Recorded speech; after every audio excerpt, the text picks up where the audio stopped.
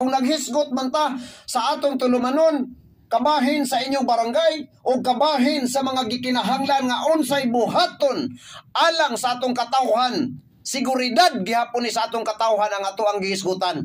Og dili ni distraction sa inyong leadership, kundi tabang alang sa inyong liderato.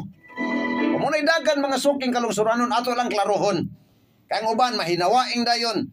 Kung may hisgutan din sa atong tulumanon, ang uban may ingon dayon nga, gihisgutan man kani Kuya Nats dito sa iyang programa, mauna. Ato lang klarohon gamay. Ang atong gihisgutan din mga higala, ordinansa, implementasyon sa atong ordinansa sa astri animal sa matag lungsod.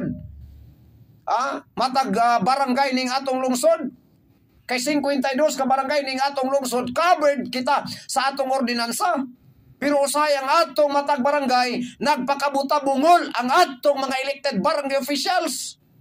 Pasaylua mga kalungsuranon, si Kuya Nats kung musulti ing ana ang sitwasyon. Gumikan kay daghanang nga disgrasya, gumikan aning iro mga suking kalungsuranon tungod kay usahay lack of implementation ang atong mga barangay officials. Kaya kung pinanglitan ninyo ng tinudon, ako nagtuo mga higala nga ang atong mga constituents nga kung dili mo hikot. O pinanglitan walay hikot mga higala, hala, mangitag pamaagi, makabuhi gani mo iro, ultimong pagpalit og hikot, di gyud mo kapalit. Unya ra ba kung doon na yung mga disgrasya, wala na ra ba mo angkon mga kalungsuranon. Pero kung wala pa madisgrasya, abugon ang iro, bugaw ang iro, bunala ng iro, masuko pa ng tag-iya. Napay mga pipila nga nag-text dato, manggukod man Kuya Nats ang iro dre dapit sa tanhay. Ulan tawa mga higala. Unya ko pinanglitan doon ay disgrasya, di na mo angkon kinsay tag-iya.